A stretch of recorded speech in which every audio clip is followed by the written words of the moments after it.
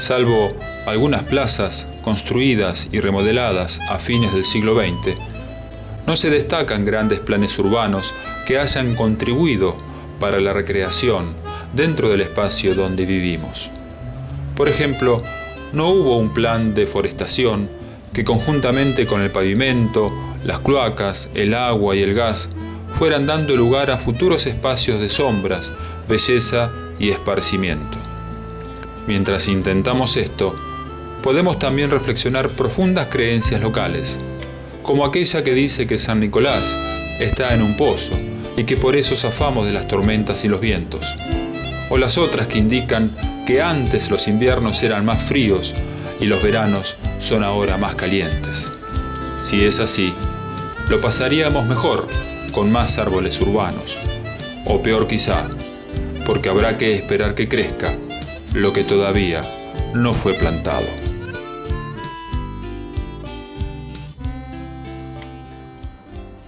Con respecto al arbolado, hay una cuestión que va más allá de las posibilidades del Estado municipal, ¿no?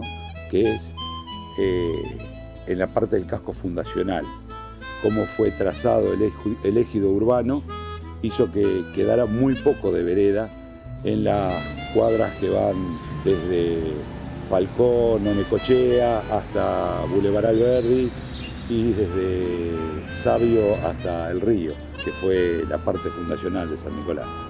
Ahí es un problema arbolar porque el porte de los árboles tiene que ser pequeño a los fines de conservar la vereda. Entonces ahí es donde mayores problemas se producen.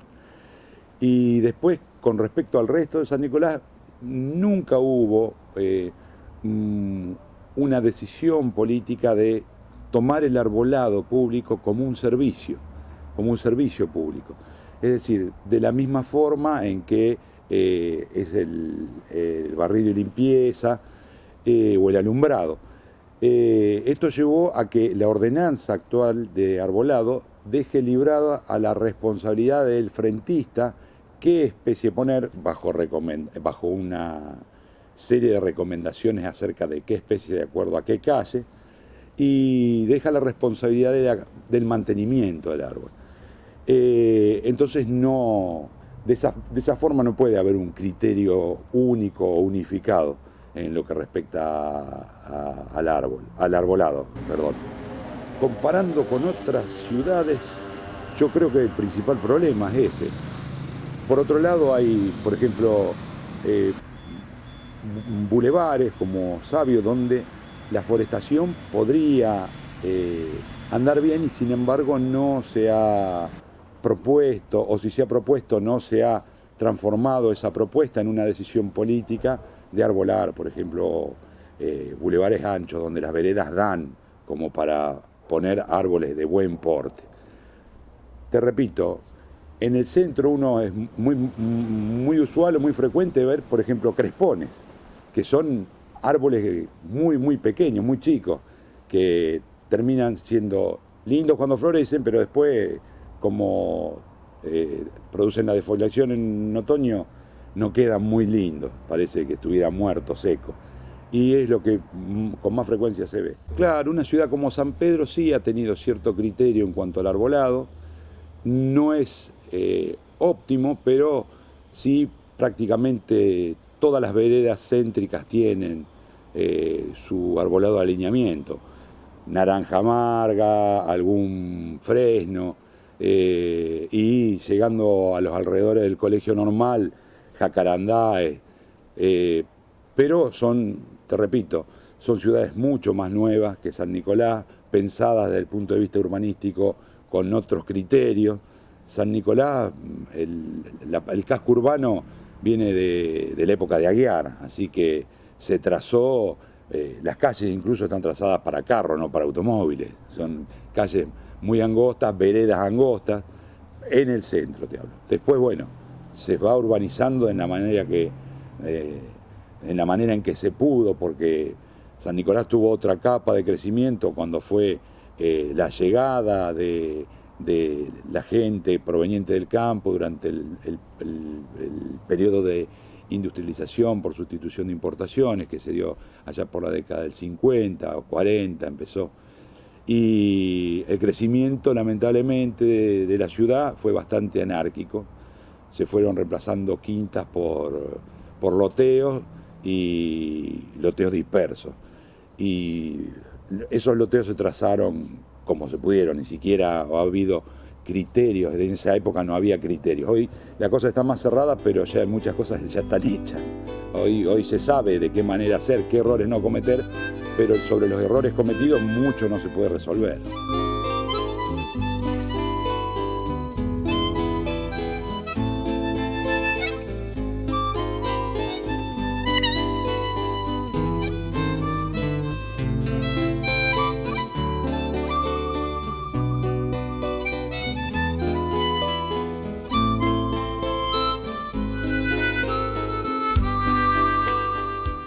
Sí, hay una ordenanza. Hay una ordenanza que, por ejemplo, para dar el final de obra a una construcción, de acuerdo a la cantidad de metros de frente, tiene que abrirse X cantidad de cazuelas. Yo ahora no la tengo presente, antes la conocía cuando estaba trabajando en la parte de medio ambiente, pero ahora ya no la recuerdo.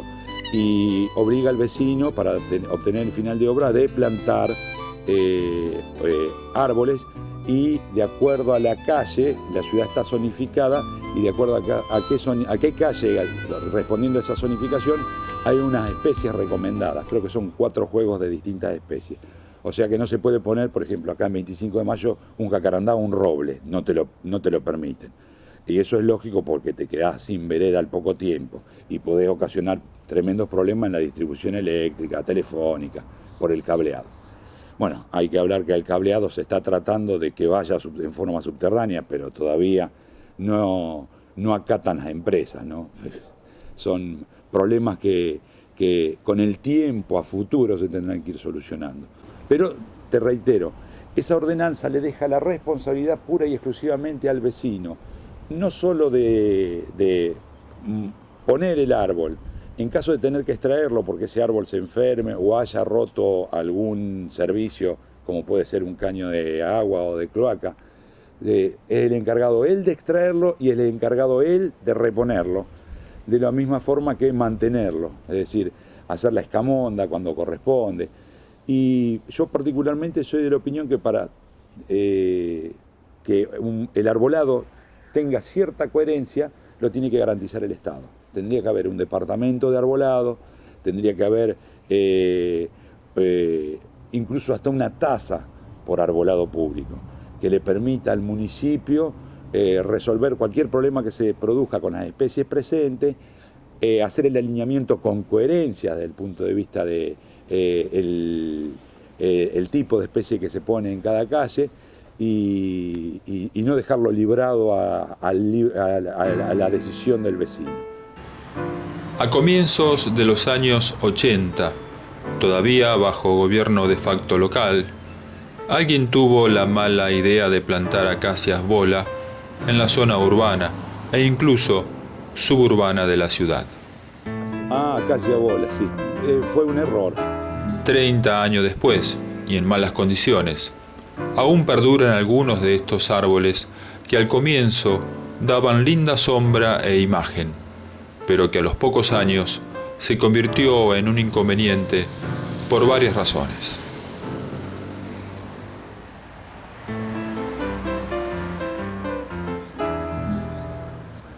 Sí, hubo una época en donde se decidió utilizar como principal árbol de alineamiento a la acacia bola. El nombre específico no lo recuerdo. Y a partir de ese momento se empezó a recomendar plantar como árbol de vereda la acacia bola. La acacia bola en los primeros años, dentro de todo, se defiende, como quien dice, pero está muy expuesta a distintos tipos de enfermedades y es usual que no sea un árbol de larga duración. Al poco tiempo ya empieza a tener problemas fitosanitarios, empiezan a atacarla los pulgones y después se deteriora. Por eso el criterio de la ordenanza es la de retirar, en la medida en que van perdiendo vitalidad las antiguas acacias bola, retirarlas, se les da el permiso de extracción al vecino y cambiar por alguna de las especies que optativamente le dan a elegir de acuerdo a la calle. Esencialmente fue eso. Yo no sé, no recuerdo bien quién fue el que decidió traer la acacia ahora, pero yo calculo que un ingeniero agrónomo que supiera de forestación no lo hubiera recomendado. Yo sé que paulatinamente se van a terminar reemplazando todas, pero es una cuestión de tiempo. Ahí por Calle Alén todavía hay muchísimas acacias bolas. Sacando la visión profesional que uno puede tener, hay temas que son más acuciantes, como por ejemplo resolver el problema del gas en zona norte, resolver el problema de cloaca. El arbolado va a quedar para lo último, indudablemente, la carpeta, el cordón cuneta, la carpeta asfáltica. Hay muchos barrios que al no tener cordón cuneta no podés tener vereda. Sin embargo, sí tenés árboles. Ahí yo creo que el municipio no es tan estricto porque ahí depende más de la voluntad del vecino plantar, y en general, como tienen espacio, plantan especies de gran porte, ¿no? Incluso a veces especies que van en contra de los servicios, como el sauce, que es barato, pero donde huele el agua a la raíz se va. Así que hay que tener mucho cuidado con la línea de agua potable siempre que uno planta sauce. Es común escuchar en las voces de la gente decir que San Nicolás está en un pozo, y que esa es la razón por la cual nos salvamos de las fuertes tormentas que sí caen en otras ciudades. Sin embargo, Mario Wagner tiene otra mirada al respecto, sin descartar que esta parte del pago de los arroyos está a una baja altura. Atribuye a factores microclimáticos las razones por las cuales es posible que las tormentas fuertes sigan de largo. La forma de la superficie del partido es bastante particular. Tenemos la elevación de la barranca que nos lleva alrededor de cota 20, por darte un número, pero está entre 17 y 20 sobre el nivel del mar. Que vos tenés prácticamente 16 metros de barranca y después el cero hidrométrico tiene 2 metros más con respecto a la diferencia de cota con respecto al nivel del mar, ¿no? El cero hidrométrico del puerto de San Nicolás está a 1,98. Más eso, o sea que estaremos en cota 17 sobre la barranca, y esa cota progresivamente va subiendo hasta el límite, sería sudoeste del partido, para el lado de Pergamino, donde andará en cota 45, pone de promedio, cota 50 en algunos lados, porque para el lado de Conesa hay pequeñas elevaciones, lomas o lomadas. Y después, eso así, mirándolo desde el río hacia adentro al partido. Mirando hacia los arroyos, lo que hace es una especie de caída de elevación con respecto al nivel del mar hacia ambos arroyos.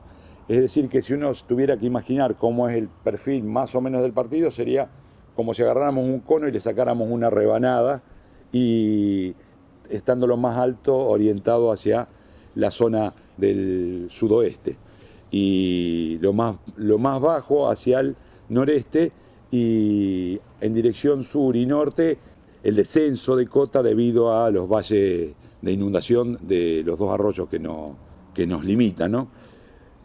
Esto es así en líneas generales, porque después en San Nicolás hay otras cuencas que hacen que son de menor, que tienen menor trabajo hidráulico sobre San Nicolás. Una, por ejemplo, la más conocida es la cuenca de Colombini y Melchora. Esa de divisoria de aguas tiene la ruta 188. La ruta 188 está afincada en el terreno más alto que había en ese sector que llegaba al puerto, ¿no? Y de la 188 a la altura de Campo Salle, esa cuenca viene recorriendo, pasa por Barrio Colombini e ingresa a San Nicolás, y bueno, ahora todo eso está tratando de ser conducido. Ahora está también modificado porque el terraplén de la autopista no tiene la suficiente transparencia como para cuando esa cuenca se activa en forma severa, que son con lluvias como la del 2001. Pero pasando el terraplén de la autopista, esa cuenca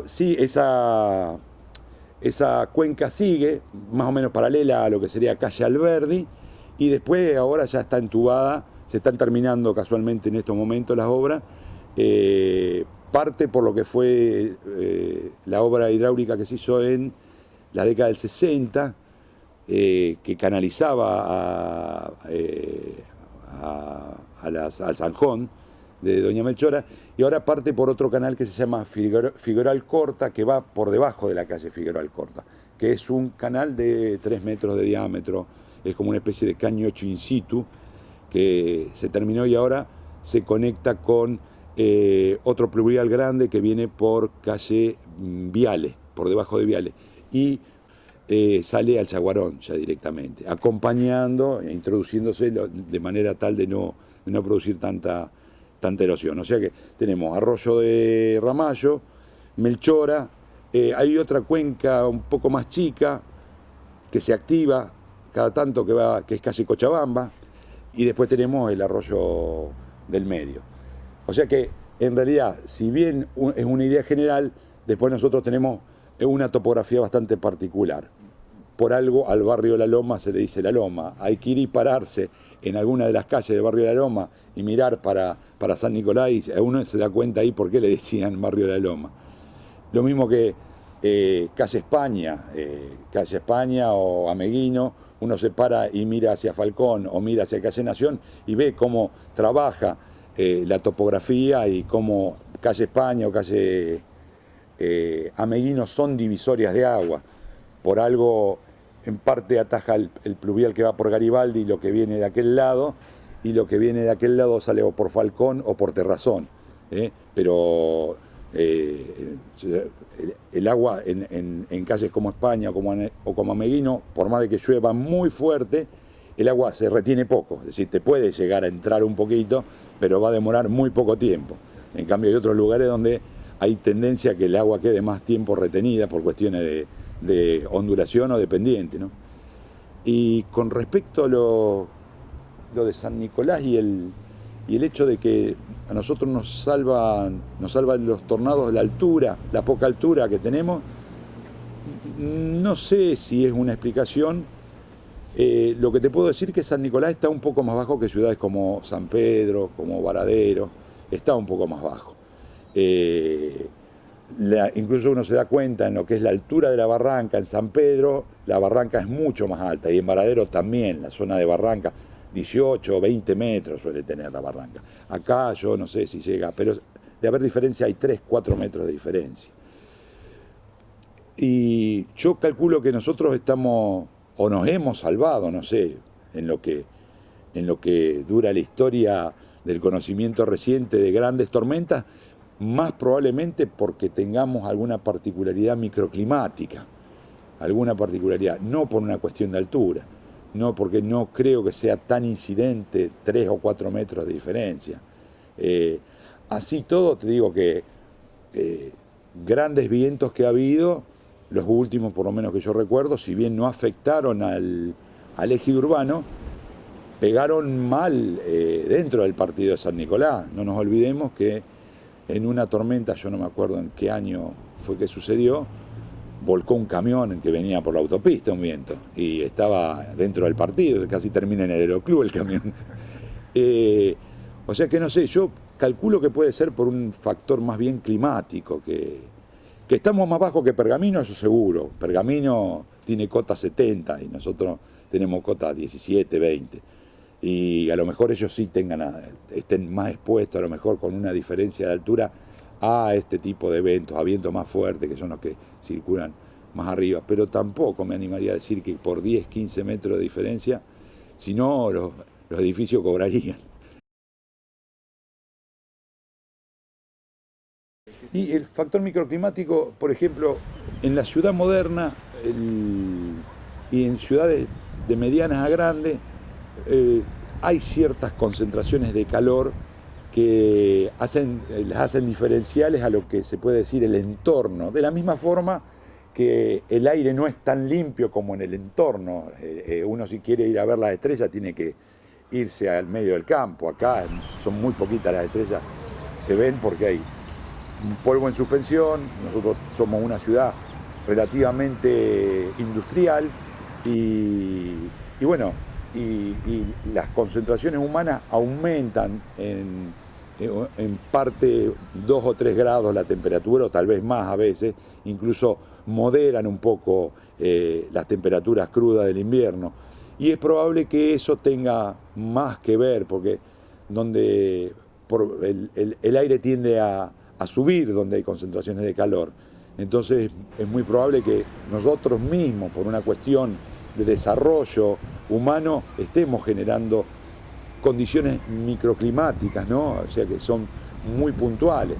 La cercanía del río también juega a favor. Acá el hecho de tener un cuerpo de agua tan grande modera un poco las variaciones de temperatura, y las tormentas se ponen en movimiento cuando hay transferencias de energía, y las transferencias de energía se dan en base a diferencias en la temperatura. Si uno tiene una temperatura un poco más pareja, va a tener un clima un poco más pareja entre las estaciones, le digo, ¿no? A lo largo de... Es probable que tenga también un clima más estable, más estable. O, bueno, puede pasar como en los trópicos, que viene una época, en general es estable durante todo el año, salvo cuando te viene la época de los huracanes o el monzón. Pero nosotros no estamos en una latitud tropical, así que estamos en un clima más bien tirando a templado húmedo, ¿no?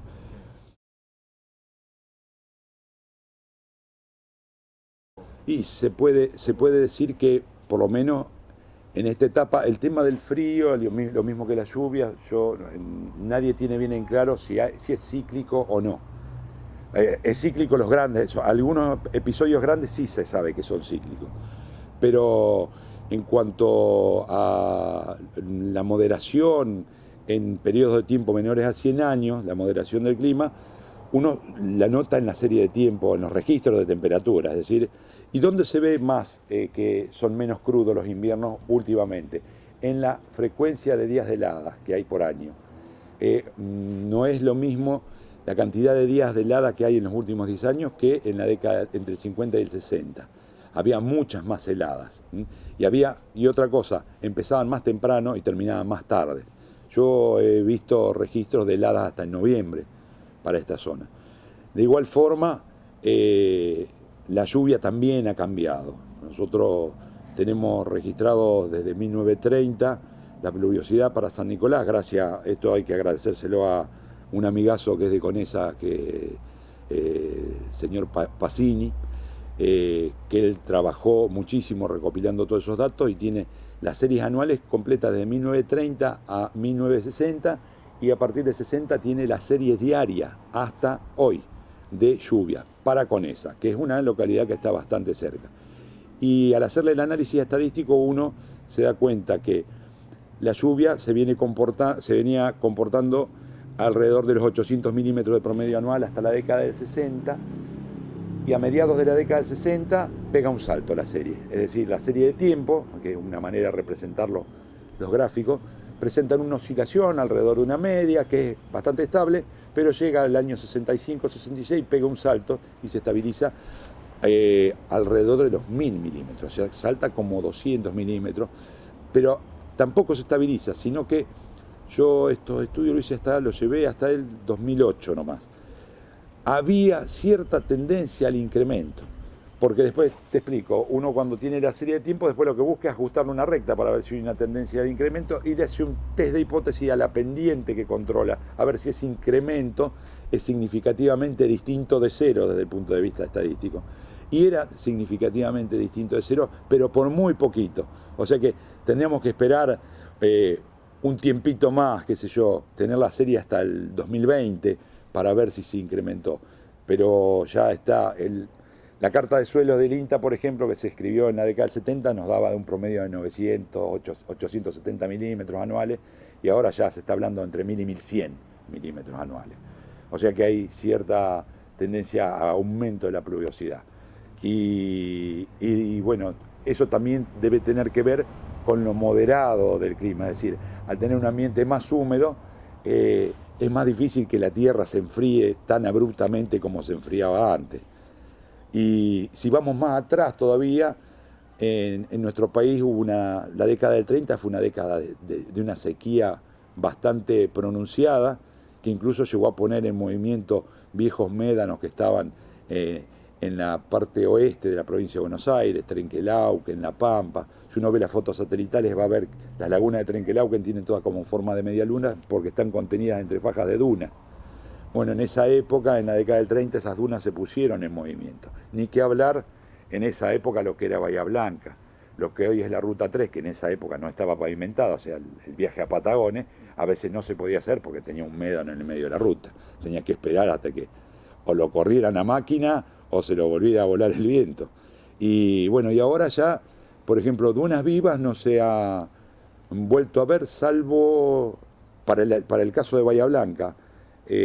Hace un par de años que hubo un par de episodios, pero nada que ver con lo que a mí me han contado que sucedía en la década del 30 y hasta del 40.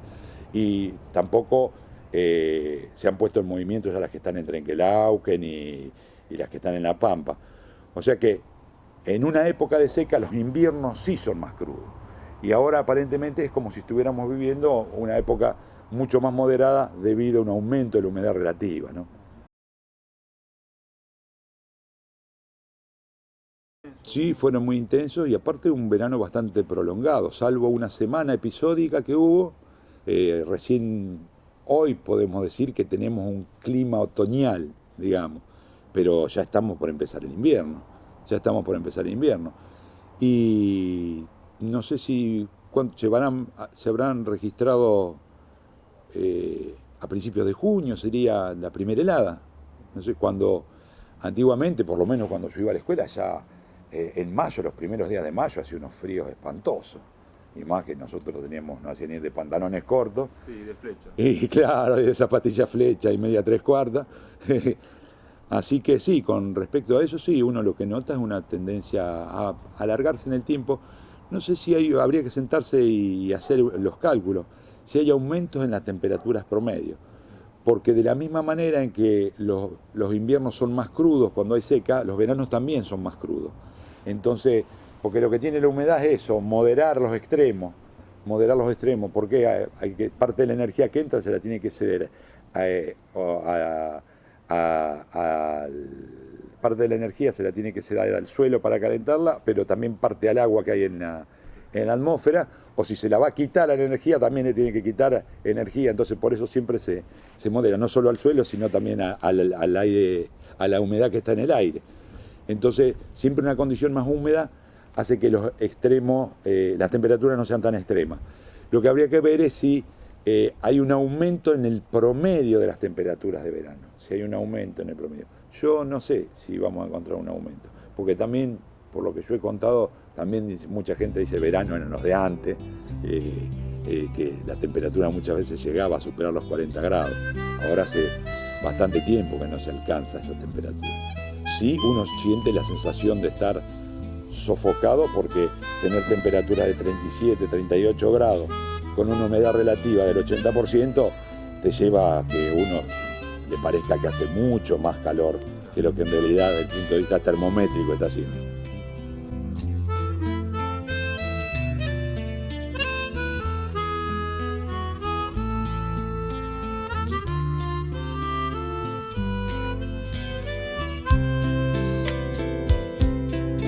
Este río hechizado y andariego,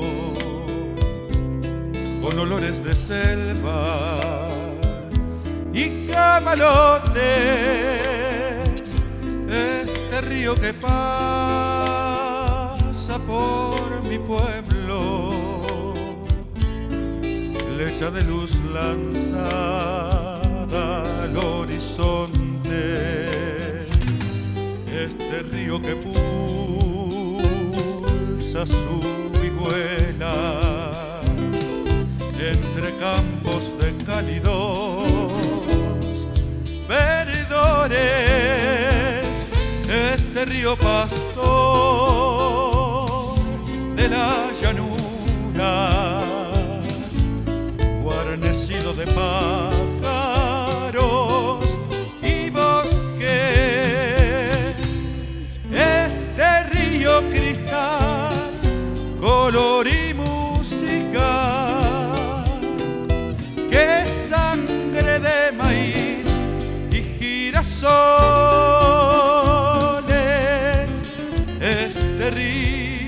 ceñido a mi destino, como un laurel de vientos y rumores.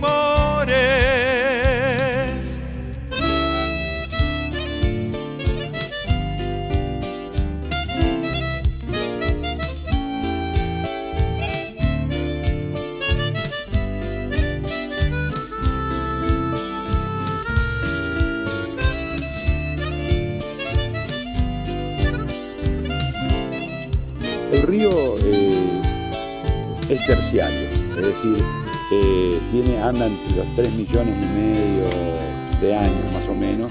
Este río sustancia de mi vida, ruta de siriríes en la noche, este río que escapa entre amapolas, robando estrellas como